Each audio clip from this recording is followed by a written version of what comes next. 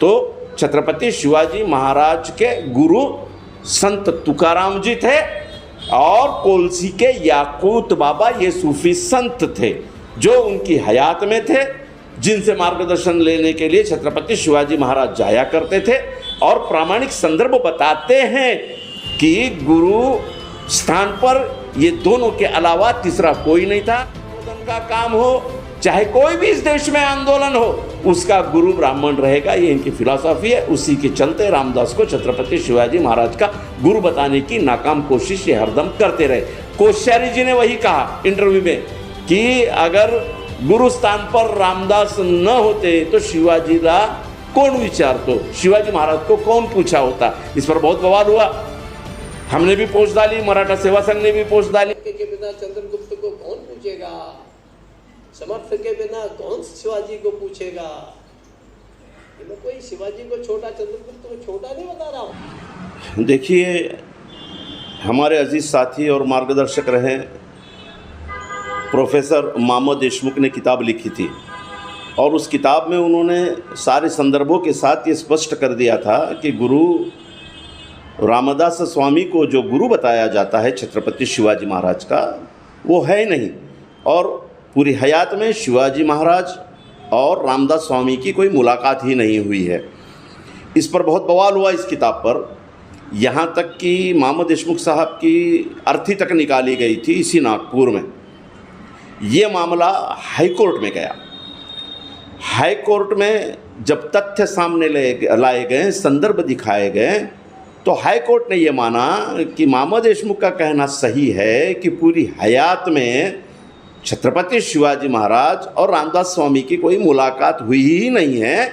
और कोर्ट ने ये डिसीजन दिया है कि छत्रपति शिवाजी महाराज के गुरु रामदास हो ही नहीं सकते, है ही नहीं। तो मामला यही ख़त्म हो जाता है।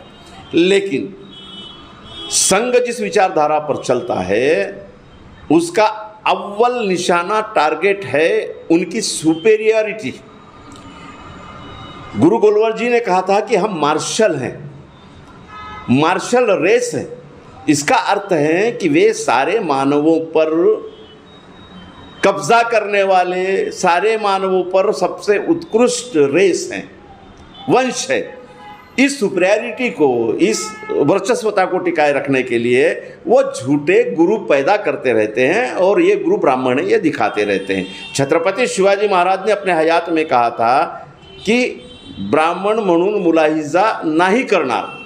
इस नीति से स्पष्ट हो जाता है कि उनका गुरु कोई ब्राह्मण तो था ही नहीं, लेकिन शिवाजी महाराज अपने आप में इतने बहुजनवादी, बहुजन समाज को, अठारह पगड़ जाति को लेकर चलने वाले थे कि उन्होंने ब्राह्मणी व्यवस्था को नकार दिया था। इसकी मुख्य वजह महात्मा ज्योतिबा फुले ने जब शिवाजी महाराज रखा तो पहली बार शिवाजी महाराज का इतिहास इस महाराष्ट्र को पता चला। शिवाजी महाराज की समाधि खोजने के लिए महात्मा ज्योतिबा फुले को 3 दिन लगे थे। 3 दिन के बाद जब महात्मा ज्योतिबा फुले ने शिवाजी महाराज की समाधि खोजी, उस पर फूल चढ़ाए, पानी से उसे साफ किया, तो ये फूल वहाँ के ग्राम जोशी ने आकर पैरों से उसे ढकेल कर शिवाजी महाराज के बारे में महात्मा ज्योतिबा फुले को ये कहा था कि एक कुंभी को, कुनबट को तुमने देव कर दिया।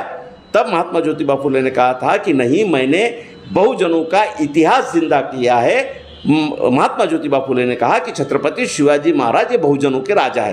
अब वो बहुजनों के राजा हो गए तो ब्राह्मणवाद के पास में बचा क्या? तो ब्राह्मणवाद के पास में यही बचा कि छत्रपति शिवाजी महाराज का गुरु ही ब्राह्मण बना दिया जाए। इसलिए उन्होंने अपनी सुपेरियरिटी हर वक्त वो वैसी करते हैं। संत कबीर गुरु ब्राह्मण बना के बिठा दिया, संत तुकाराम जी उनका भी गुरु लाकर बिठा दिया। अरे यहाँ तक इन्होंने कहा कि बाबा साहब आम्बेडकर इतने बुद्धिमान इसलिए बने कि उनके गुरु एक ब्राह्मण थे। ऐसे दंत कथाएं चलाते हैं।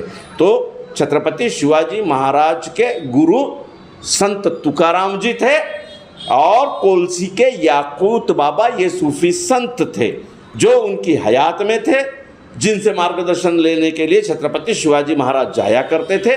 महात्मा गांधी जी को नथुराम ने मारा, हत्या की, लेकिन आरएसएस के कुछ संगठनाएं, खुद आरएसएस के कुछ बुद्धिवादी उसे शहीद बताते हैं और सही देशभक्त बताते हैं। तो आप समझ लेना कि इनकी विचारधारा इस दिशा में है कि चाहे अच्छा काम हो चाहे किसी भी तरह का प्रबोधन का काम हो, चाहे कोई भी इस देश में आंदोलन हो, उसका गुरु ब्राह्मण रहेगा। ये इनकी फिलॉसफी है। उसी के चलते रामदास को छत्रपति शिवाजी महाराज का गुरु बताने की नाकाम कोशिश ये हरदम करते रहे।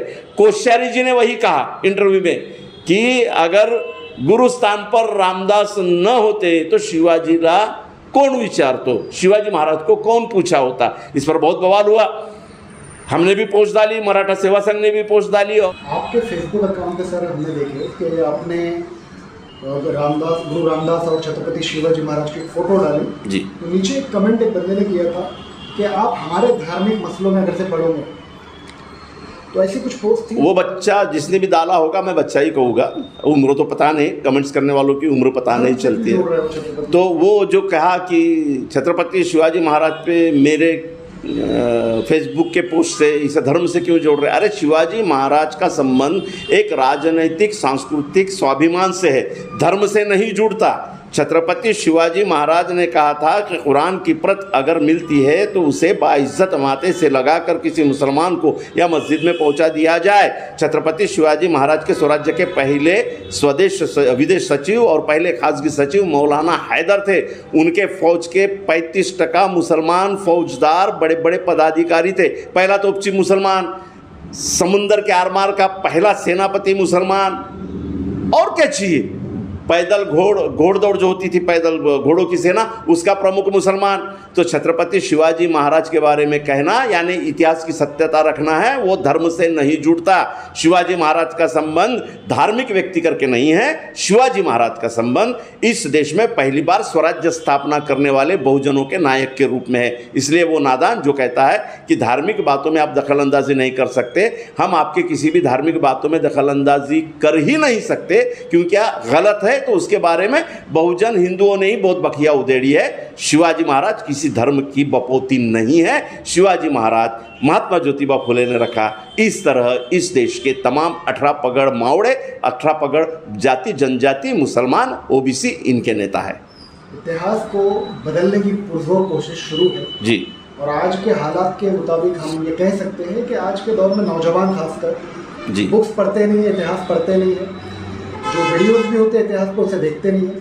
तो आप क्या कहना चाहेंगे इस पे कि इतिहास जानना कितना ज़रूरी है आज के मुताबिक? एक कोटेशन है कि जो अपना इतिहास नहीं जानता वो समाज अपना इतिहास बना नहीं सकता।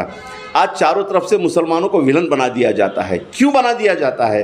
क्योंकि खुद मुसलमानों को इतिहास की सच्चाई पता नहीं है।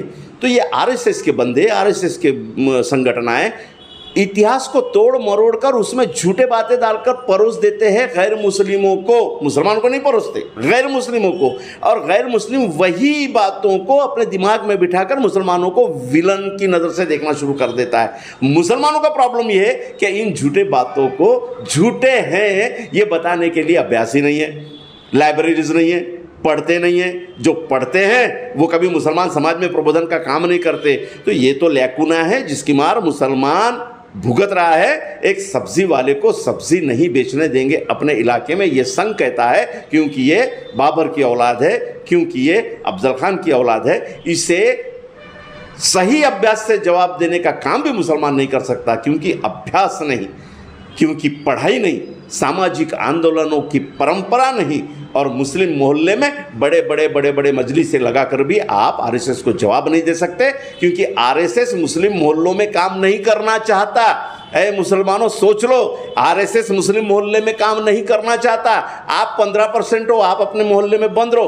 85% नॉन मुस्लिमों में वो आपके खिलाफ काम करता है, जहां आपका काम नील बटे सन्नाटा है प्रबोधन के लेवल पर। तो आपको भुगतना पड़ेगा और आप भुगत रहे हो।